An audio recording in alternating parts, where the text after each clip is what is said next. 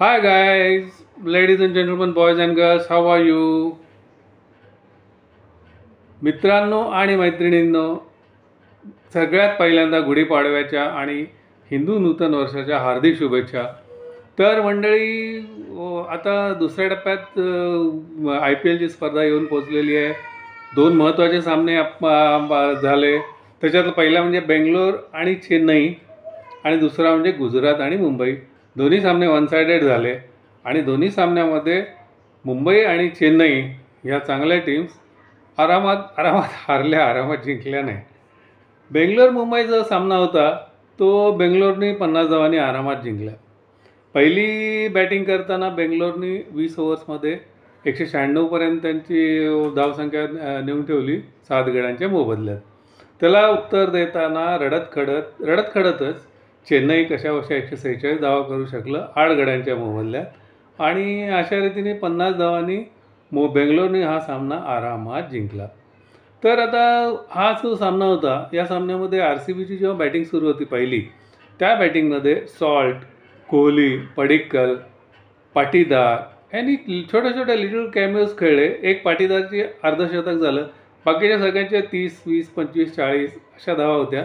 पण या थेंबे थेंबे तळे असे म्हणतात तसं या सगळ्यांमुळे 200च्या जवळपास जाऊन स्कोअर बेंगलोरचा पोहोचला. नूर अहमदनी पुन्हा या सामन्यात 3 गडी बाद केले. त्याला प्रत्युत्तर देताना चेन्नईचा डाव कोसळलाच म्हणायला पाहिजे. 146 धावामध्ये कोसळला. त्यांचे 8 गडी बाद झाले. केवळ सचिन रवींद्र जो होता तोच 41 धावा काढू शकला, बाकी कोणीही खेळला नाही. आणि धोनी शेवटी आला, त्यांनी 16 चेंडूंमध्ये 30 धावा काढल्या. पण ते आउट ऑफ हे होतं, कॉन्सिक्वेन्स काही नव्हतं त्या धावांचा. आता असं आहे ना की धोनीचं स्टंपिंग, विकेट किपिंग चांगली आहे, स्टंपिंग छान करतो आहे. बॅटिंगमध्ये जर 16 चेंडूत 30 धावा मारल्या, काही प्रेशर नसताना मारल्या, हे जरी कळलं असलं तरी बॅटिंगचा स्पार्क अजूनही आहे. इथून पुढे जर खरोखरच वेळ आली तर धोनीने आता मिडल ऑर्डरमध्ये येऊन जरा खेळ दाखवला पाहिजे. 8व्या 10व्या नंबरला येऊन खेळणं हे काय खरं नाही. हेझलवूडला पण या सामन्यामध्ये 3 विकेट मिळाल्या. बेंगलोर चेन्नई सामना असा तसाच होता. या सामन्याविषयी आणखीन विशेष सांगण्यासारखं काही नाही. दुसरा जो सामना होता गुजरात विरुद्ध मुंबई. मुंबई माझी फेवरेट टीम आहे, अर्थात बऱ्याच जणांची आहे. म्हणजे मी अगदी उत्सुकतेने वाट बघत होतो की पहिल्या सामन्यात हारलं आहे मुंबई, आता दुसऱ्या सामन्यात मस्तपैकी मजा येणार, चांगलं प्रत्युत्तर हे गुजरातला देणार आणि जिंकणार वगैरे वगैरे वगैरे. पण असं काहीही झालं नाही. आता प्रत्येक स्पर्धेमध्ये मुंबईचा जे सुरुवात असते ती रडत अडखळतच असते. तशीच दुसऱ्यांदाही तशीच झाली. केव्हा मुंबईचा जगन्नाथाचा रथ केव्हा गती घेणार बघूया, घेईल. आता कालच्या सामन्यात जर गुजरात मुंबई सामन्याचं जर वर्णन करायचं झालं तर गुजरात आउटक्लास मुंबई. प्रत्येक क्षेत्रामध्ये गुजरातने मुंबईला मागे टाकलं. आता असं आहे ना, हे 20-20 ओव्हर्समध्ये जे आहे ना, तो पॉवर प्लेमध्येच गेम डिसाईड होतो. पुढे काहीसं करायला वाव राहिलेला नसतो. पॉवर प्लेमध्ये जर तुम्ही चांगलं खेळलात तर तुम्हाला जिंकण्याची संधी भरपूर असते. तुम्ही पॉवर प्लेमध्ये फेल केलात तर तुम्हाला कॅचअप करण्यामध्येच 20 ओव्हर निघून जातात आणि बहुतेक तुम्ही हारताच. असं म्हणतात ना की वेल बिगिन इज हाफ डन. T20मध्ये असं आहे ना, वेल बिगिन इज जॉब डन. आता बघा, हेच अगदी म्हणजे हेच जर उदाहरणच द्यायचं म्हटलं तर पॉवर प्ले गुजरात मस्त खेळले. पॉवर प्लेमध्ये 6 ओव्हरला त्यांच्या 66 धावा होत्या. शुभमन आणि साई हे दोघे इतके सुंदर खेळत होते आणि पहिल्या पॉवर प्लेमध्येच त्यांनी या सामन्यावर वर्चस्व मिळालं.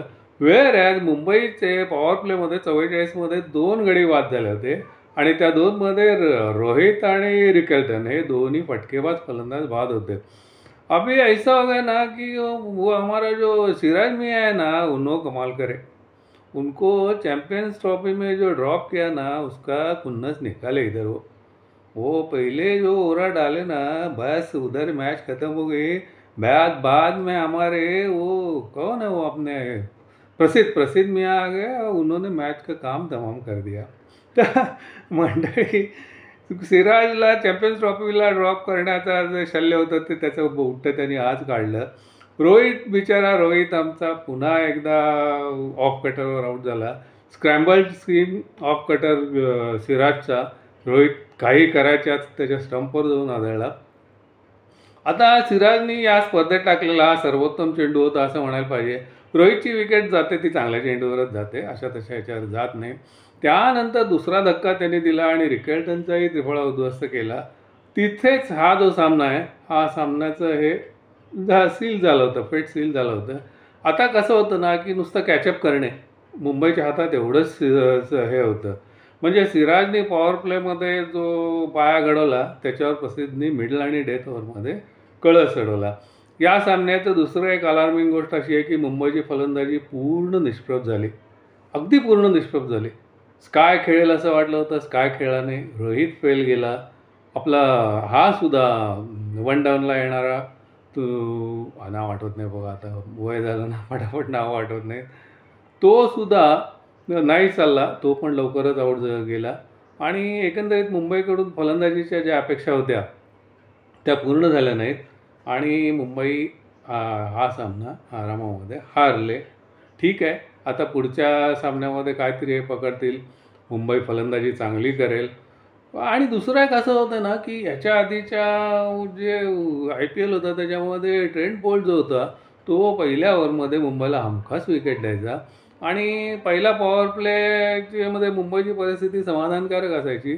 या IPLमध्ये ट्रेंट बोल्टला ती कला अजून साध्य झालेली नाही आहे. अब दिल्ली बहुत दूर है, कुछ चिंता की बात नहीं है. तर आता आज 2 सामने आहेत, आज बॅक टू बॅक सॅटर्डे. एक म्हणजे दिल्ली विरुद्ध हैदराबाद आणि दुसरा राजस्थान विरुद्ध चेन्नई. आजचा जो सामना आहे तो it is a alarm bell for Hyderabad. हैदराबादची फलंदाजी कोसळली. शार्दूल ठाकूरने गेल्या सामन्यात दाखवून दिलं की पहिल्या पॉवर प्लेमध्ये जर 2 विकेट गेल्या तर पुढच्या विकेट काढणे काय फारसं अवघड नाही.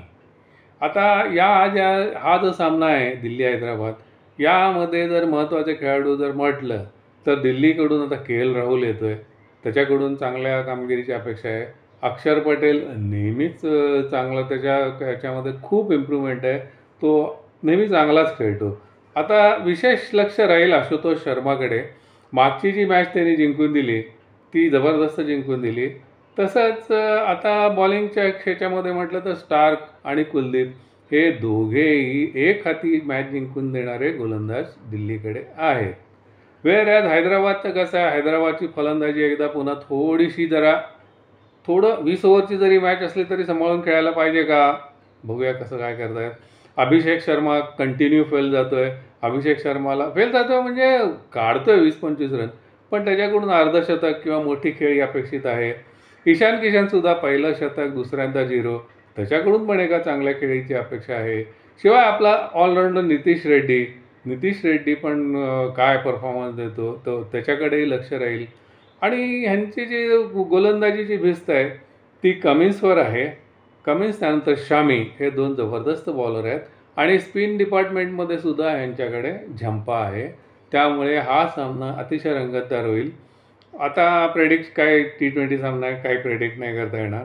बघूया, एक चांगला सुंदर सामना. पण असं आहे ना की हे बेंगलोर चेन्नई किंवा गुजरात मुंबई असा वन सायडेड सामना बघायला न मिळता एक चुरशीचे सामने आज 2 बघायला मिळावेत हीच अपेक्षा. पुढचा जो सामना आहे तो राजस्थान आणि चेन्नई विरुद्ध आहे. आता हा सामना होतो गुवाहाटीला. गुवाहाटीचं जे पिच आहे ते थोडंसं बॉलर्स फ्रेंडली पिच आहे. स्पिनला इथे चांगला टर्न मिळतो. त्यामुळे या सामन्यात थोडं गोलंदाजांचंही म्हणजे इंटरेस्ट येईल त्यांना खेळायला. आणि ज्या सामन्यात गोलंदाजांचं वर्चस्व राहतं तो सामना बघायला खरंच मजा येते. त्यामुळे दुसरा सामना हा जास्त रंगतदार होईल. आता राजस्थानकडून जर विचार केला तर अयशस्वी झालेला आहे. त्याच्या रेप्युटेशनप्रमाणे त्याला काही खेळ करता आलेला नाही आहे. T20मध्ये त्याला संघात स्थान मिळवायचं आहे, त्याच्यासाठी त्याच्याकडून मोठ्या मोठ्या खेळींची अपेक्षा आहे. आता इथून पुढे तो आता मोठ्या खेळी म्हणजे बघा T20मध्ये 50-30 पासूनच सुरू होतात. 50 आणि शतक वगैरे अशा मोठ्या खेळी त्याच्याकडून अपेक्षित आहेत. बघूया काय करतो. संजू सॅमसन चांगला खेळतोच आहे, रियान पराग पण चांगला खेळतो आहे. विशेष म्हणजे ध्रुव मिडल ऑर्डरमध्ये खूप चांगला करतो आहे, स्कोअर करतो आहे. आता या सामन्यामध्ये राजस्थानकडे हसारंगा आणि तीक्षाना हे 2 जे स्पिनर आहेत, हे 2 स्पिनर काहीतरी चांगली कामगिरी करणार. त्यांच्या बॉलिंगकडे पण लक्ष द्यायला पाहिजे. तर चेन्नईकडून जर चेन्नईचा जर विचार केला तर चेन्नईनी थोडंसं आता they have to pull up their socks. फलंदाजी गेल्या सामन्यात कोलमडली होती, चांगली फलंदाजी करायला पाहिजे. सचिन रवींद्रन चांगली कामगिरी करतो आहेच. ऋतुराज गेल्या सामन्यात फेल गेला, ऋतुराजकडूनही खूप अपेक्षा आहेत. या सामन्यात जास्तीत जास्त अपेक्षा आता आपल्या गोल्डन गँगकडून आहेत. बोल्ड नाही, आता इथे गोल्ड. जडेजा आणि अश्विन. जडेजा अश्विननी फलंदाजी आणि गोलंदाजीमध्ये, निदान गोलंदाजीमध्ये तरी, फलंदाजी त्यांच्यावर येईल किंवा नाही येईल, पण गोलंदाजीमध्ये त्यांनी आपला जो काही ओल्ड वाईन जी आहे किंवा जो आपला अनुभव आहे तो त्यांनी दाखवायला पाहिजे. तसं ते दाखवतीलच आणि या दोघांची कामगिरी पण बघणं महत्त्वाचं ठरेल. या सामन्यात सगळ्यात महत्त्वाची गोष्ट म्हणजे धोनीनी 8व्या किंवा 9व्या क्रमांकावर फलंदाजीला येण्याची वाट बघत थांबू नये. जर वेळच पडली, लवकर जर 12-12 विकेट्स गेल्या तर मिडल ऑर्डरला येऊन सुद्धा त्यांनी फटकेबाजी करायला हवी. कारण असं आहे ना की धोनी अजूनही संपलेलं नाही आहे. धोनी विकेट किपिंग आणि स्टंपिंग तर त्याच्यासारखं चांगलं कोणी करतच नाही आहे. कालच्या सामन्यात त्यांनी दाखवून दिलं की 60 चेंडूमध्ये 30 धावा काढतोय, म्हणजे बॅटिंग पण त्याची चांगली आहे. मग एवढ्या खाली लो 9व्या-10व्या क्रमांकावर येऊन 10 चेंडू खेळायचे आणि मग 20 धावा काढायच्या, हे काय धोनी बाबा तुला शोभत नाही. त्यामुळे जर गरज पडली, नाही तर ठीक आहे, गरज पडली तर मात्र वरच्या क्रमांकाला येऊन धोनीने आक्रमक फलंदाजी केली पाहिजे.